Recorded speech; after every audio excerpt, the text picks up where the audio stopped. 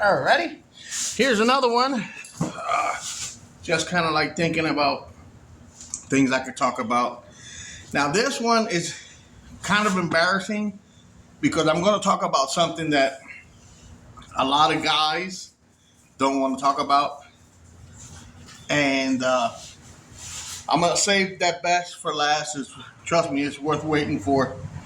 But I'm going to talk about ways that I made money while being in the federal system. If you don't know my story, I have a 4-part series that explains how much time I did, and the whole case, and all the things that I went through while I was in the BOP, the Federal Bureau of Prisons. So,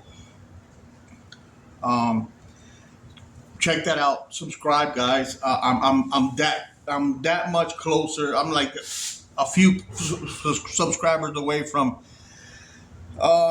making something happen here. I appreciate all you guys for the comments. The comments are awesome. I'm always on the comments, and keep it coming. So this one, I'm going to talk about how I made money while I was incarcerated, because nobody sent me shit, and it's okay. It's not okay, but I understand that, sometimes you only, and nowadays, the way the economy is, you're lucky if you have 10, $20 in your pocket after you pay all of your bills and fill up your car with gas. And, that's kind of like the common thing now. It sucks. But back when I was in prison, back in 2000, 2001, 2002, things weren't bad.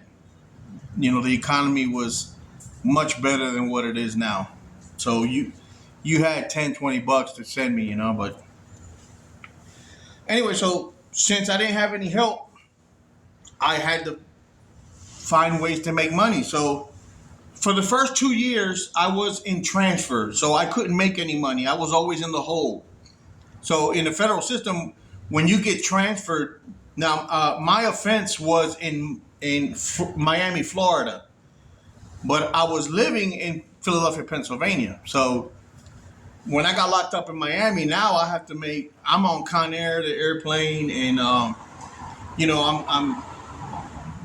in the sentence. I get sentenced, and I get shipped here, I get shipped there, I get shipped everywhere by Conair. It's an airplane, and it's not like the movie. Conair is not like the movie. It's not a camouflage military plane. It's a regular white plane, or was it white or like silverish? I think it was white. Had a big old stain on the bottom where it was leaking engine oil or diesel or something, but a big streak on the bottom, and it was scary to get into that thing. They don't maintain. It doesn't look like a nice shiny little, American Airlines type airplane, or U.S. Air. Those things are beautiful, but I got on Conair, and hey, Maggie, it's Maggie, my little baby. Yeah. So, okay, Becky, come on. She wants to say hi too. Say hi. I love my babies. And so you get on Conair, and check out the videos, guys. They're pretty interesting. So now I can't make money because. And when you're in transfer, when you're on Conair, you're just going into the hole in every institution. You're not. There is no ability to make any money because they don't hire you. Like the orderlies that give out the foods in the holes. Some holes is mandatory for the guard to give you your food, but some holes the inmates give you your food.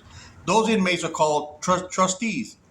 But they're not inmates that are in the hole. They're inmates that are working in the food service. So, that there's no way to make money while you're on transfer.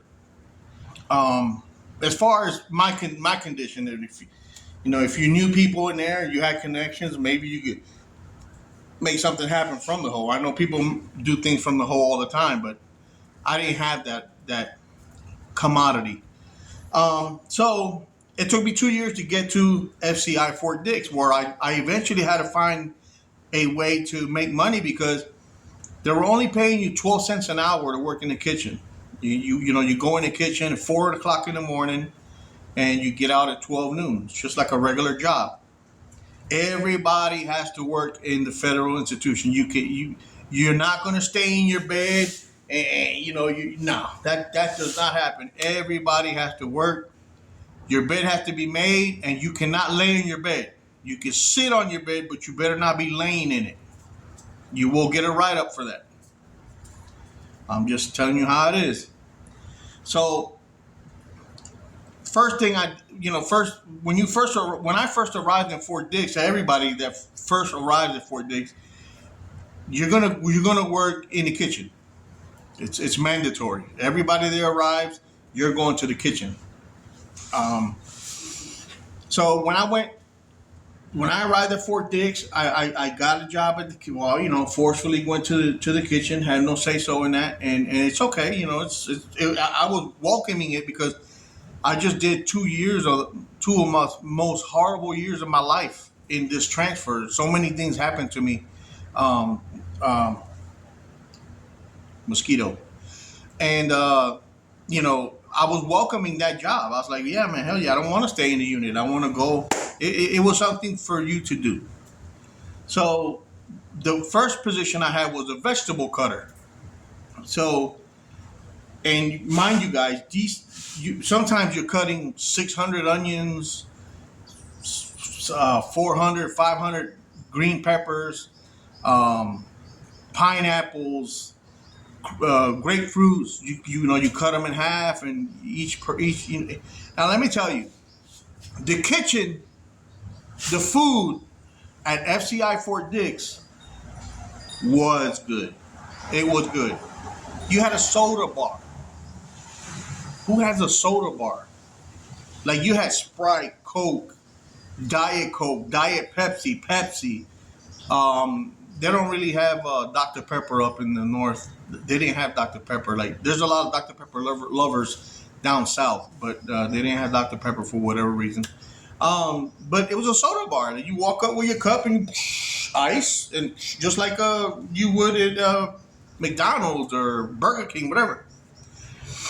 That was awesome. They had salad bar, a salad bar, cucumber, squash, lettuce, tomatoes, um, pickles, everything it was a full blown kitchen, and it was humongous. It was huge. It had, I want to say, it had over 50 tables, and each table held 4 inmates, and that was just one side because they had two sides. So it was huge, and you had several bars, salad bars. You had two soda bars, and then for those that don't drink soda, they had water and all that stuff. So the food was good. Mondays usually was, I think Mondays, if I don't remember the menu, they always had the same menu, but Mondays were a little I know Wednesdays was chicken. Everybody remembers chicken. But there was a burger day, there was a pizza day, there was chicken day, there was a pork chop. Now, pork chop, there were usually New Year's or Halloween, like all the holidays, like the big, the 4th of July, they celebrated it, and they celebrate that stuff too in the FCI Fort Dix. I don't know anywhere else. I'm speaking about FCI Fort Dix. So those breakfast was grits, eggs. It could be scrambled. Well, yeah, a lot of scrambled eggs, toast with your jelly. I mean, just it was a full blown hard boiled eggs. It was your choice. You had choices in there. Food wise, you were not going to starve. You might get hungry at 8 o'clock at night. Because the chow is right after stand-up count. So stand-up count is at 4 o'clock for all institutions. It's mandatory stand-up. I heard that it was mandatory after a guy was laying in his bed for 3 days or 2 days dead, and they would just count him, and he started stinking. I don't know. I don't know. That's what I heard. So after that was one time mandatory stand-up count, and that's a 4 p.m. count. So that's mandatory. So I was a vegetable cutter, and I went through a thing in Atlanta, USP Atlanta, where the inmates would sell your food. It wasn't even much. It was a hard-boiled egg every morning, but it was a hard-boiled egg. I mean, and you had hot water from the urinal. They didn't give you anything to drink in Atlanta, Georgia. When I was there, they didn't give you shit. It was a holdover. They don't care if you eat, and I ended up doing 8 months there, almost 8 months, and I was the only person being left constantly. But, you could check out the video. I think it's part 2. Atlanta, it's a part 2 of my video. So, I was a vegetable cutter. So the reason why I brought Atlanta up just now is because the inmates would sell your fucking food, and there were 4 tiers. So if you were in first tier, the second tier, they get fed first. If they would buy up all the hard-boiled eggs, there were many times third and fourth tier didn't eat. And trust me, if those guys could get out of those cells and fuck up fucking first tier and second tier, they would have. There's 2 things you don't mess with in prison. You don't mess with a man's food, and you don't mess with a man's time. You don't mess with his time. People die for that. I've seen 2 guys knife fight over a slice of pizza. So anyway, I'm in the vegetable room, and I'm told, okay, here's 400 green peppers, but we only need 275.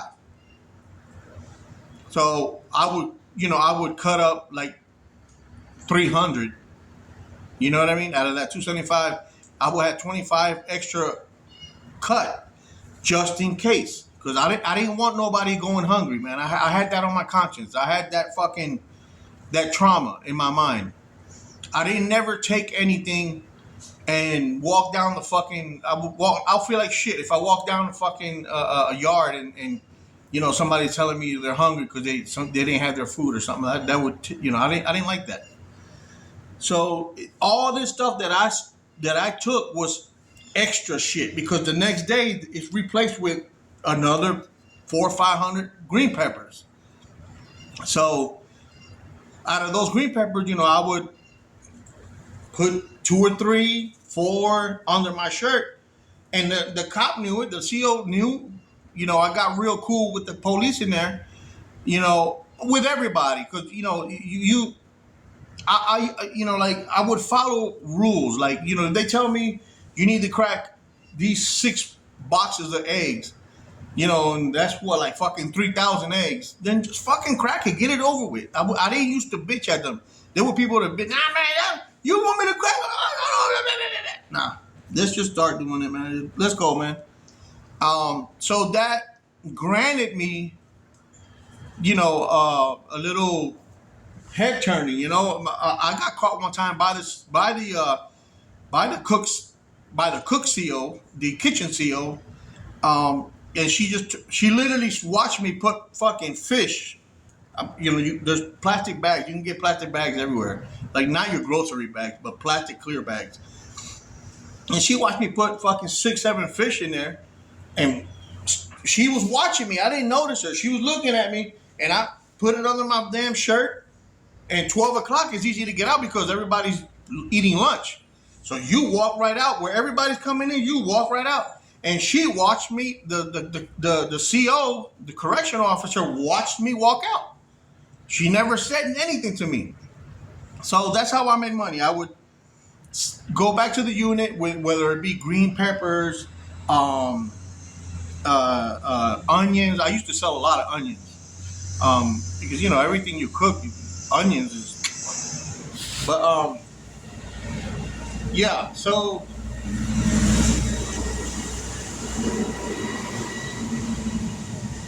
sorry. So Becky, you better not,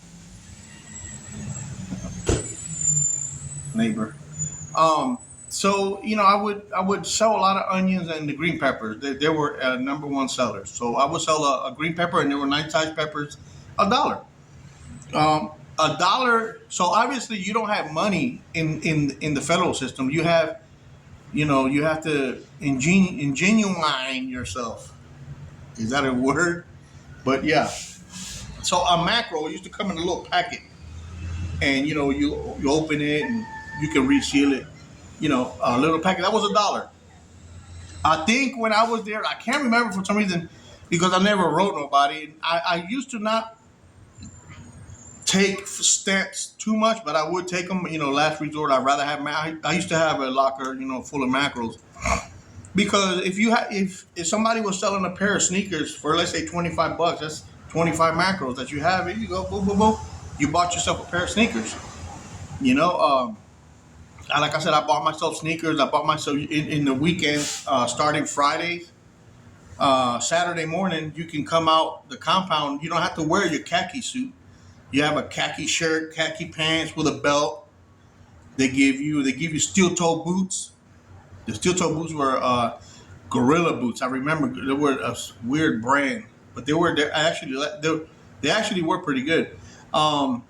They will give you some white beaters for the inside. You put your shirt on, and you had to tuck your shirt in. Oh, there's a lot of people that hated that.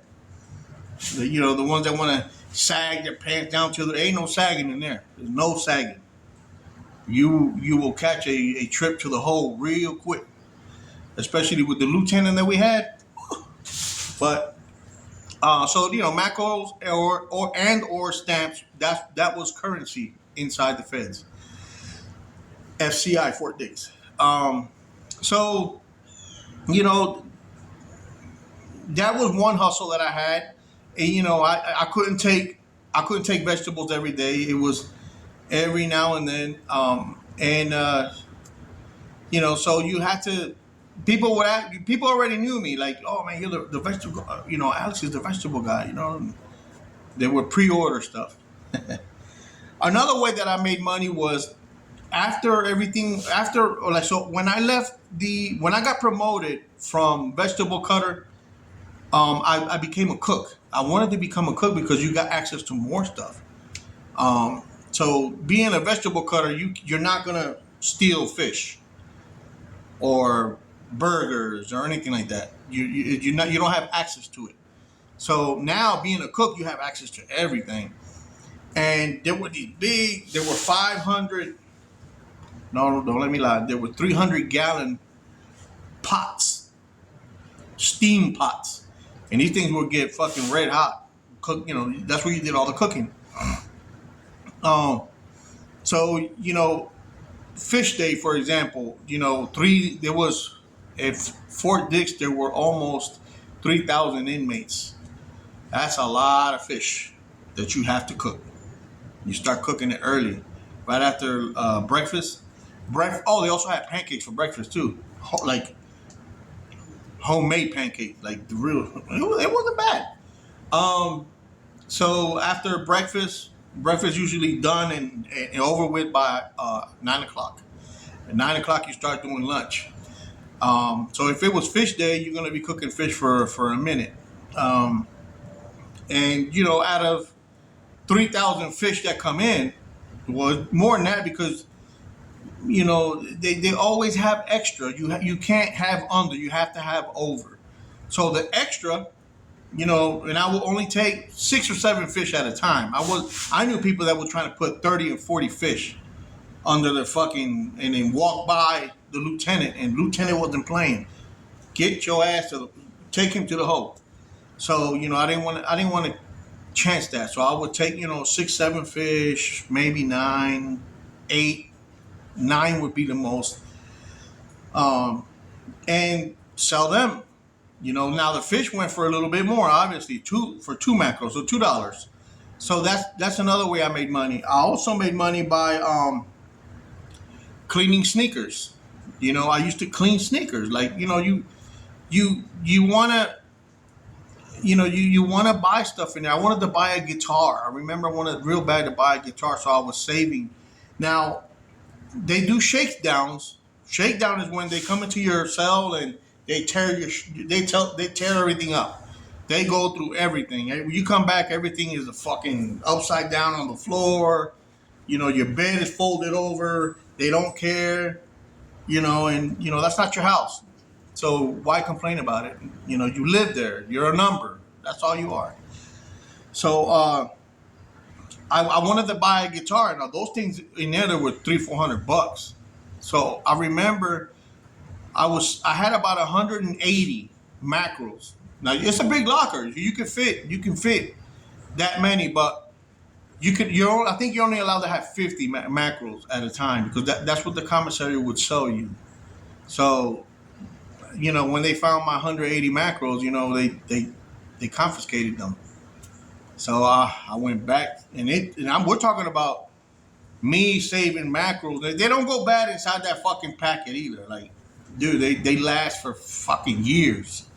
So the $180 that I saved up, it took me almost a year, a little bit over a year, I would say, right around a year to be able to accumulate that many, and to lose it in 30 seconds. That was hard, but like I said, why complain about it? You're not supposed to do it. So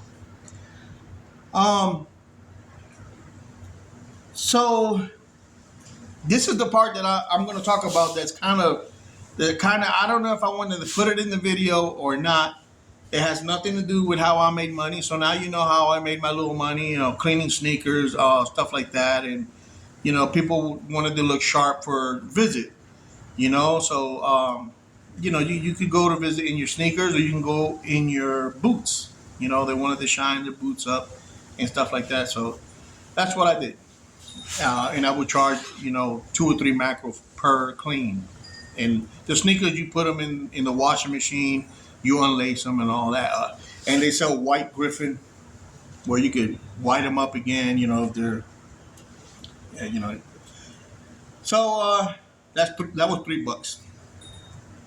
And this is the part that but I'm going to put it in there. I'm going to say it.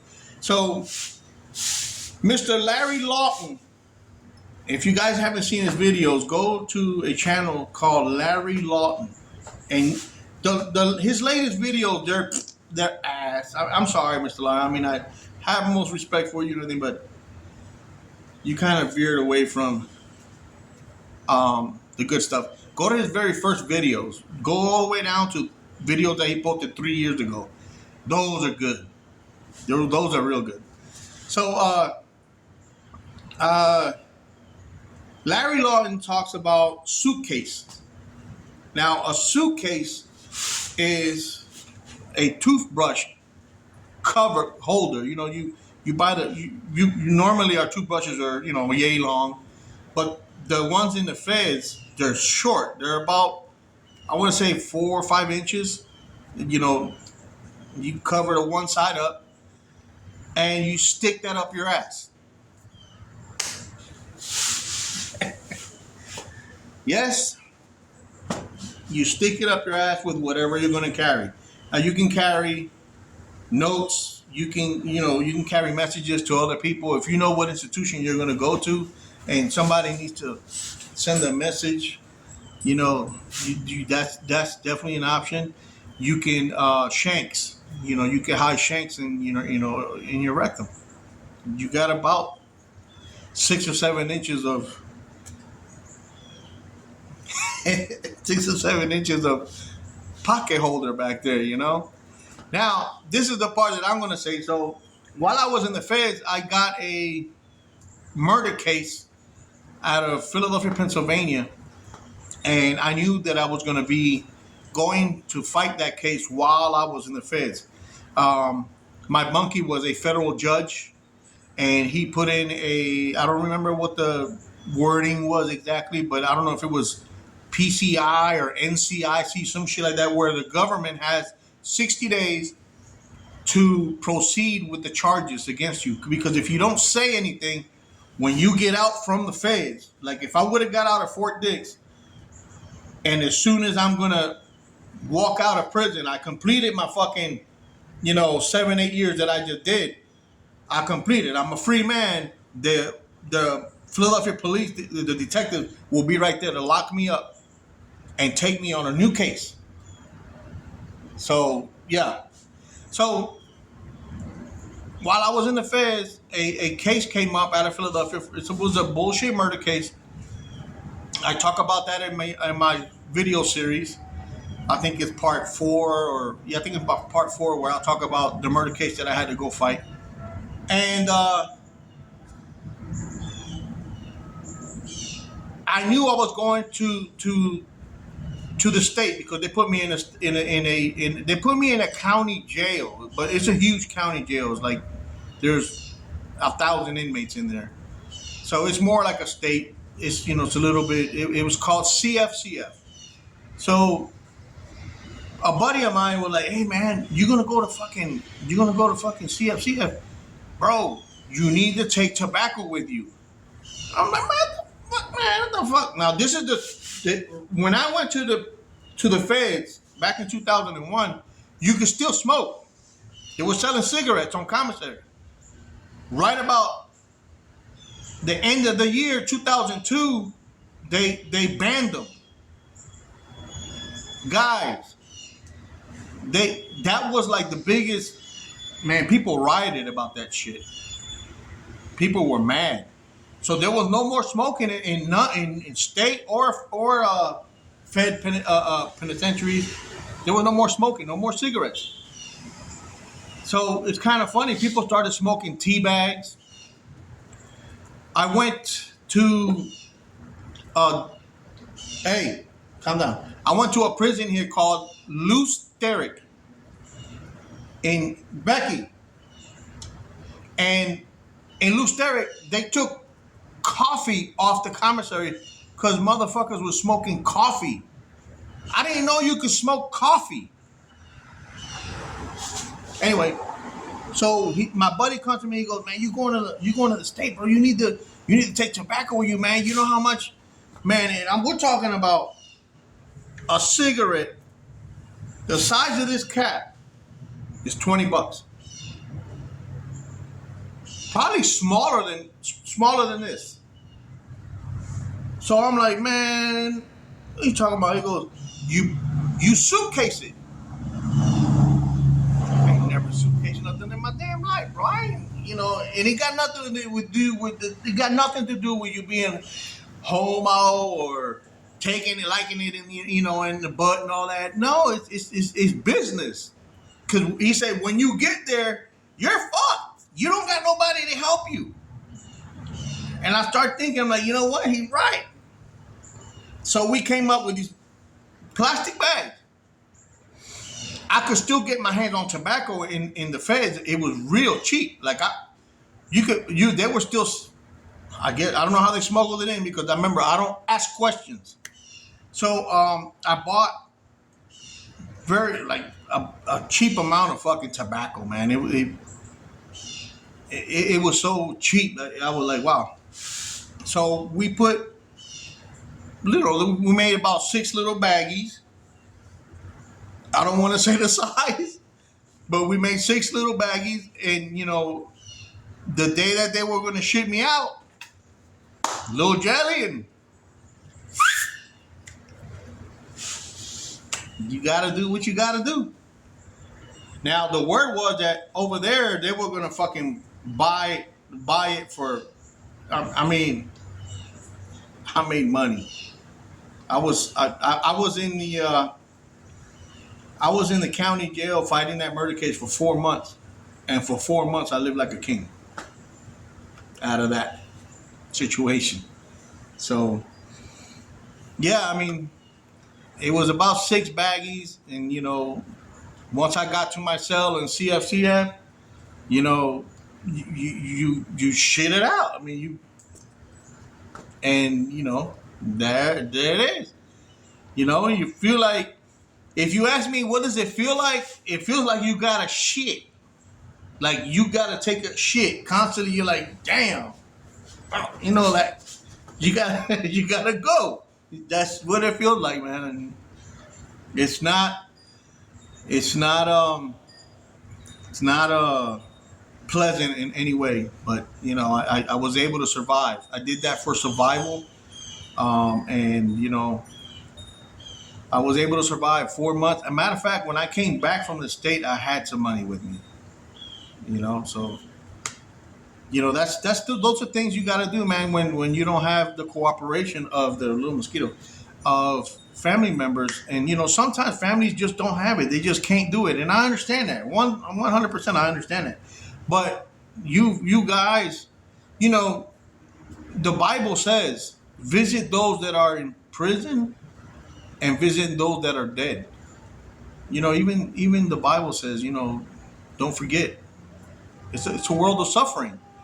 Um, and I also want to say, if you have a family member that's in jail, prison, $50 a month, $50 a month, right now, nowadays, right now, $50 a month will change his life in there.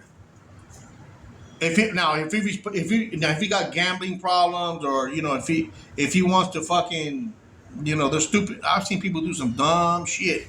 If you're betting on football games, baseball games, and all that, well, he doesn't deserve it. But $50 is all it takes for somebody to live in jail or prison, decent. That'll help you with your your cosmetics, your deodorant, soap, shampoo. You might want actual coffee. You could buy your Keefy coffee. I remember they call it Keefy coffee. You could buy your little sugar, your creamer.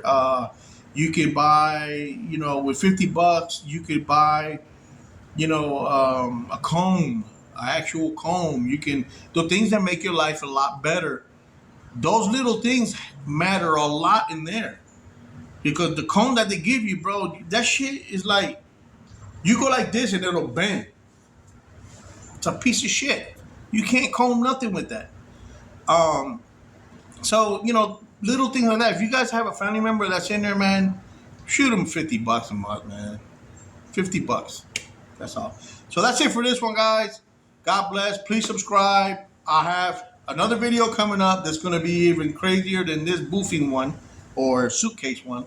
And that's how like I said, that's how I made money in there. Please subscribe. And if you leave a comment, I will most definitely read it and be happy to respond to you. Thank you for everyone that's already subscribed. I appreciate you guys. And we'll see you on the next one.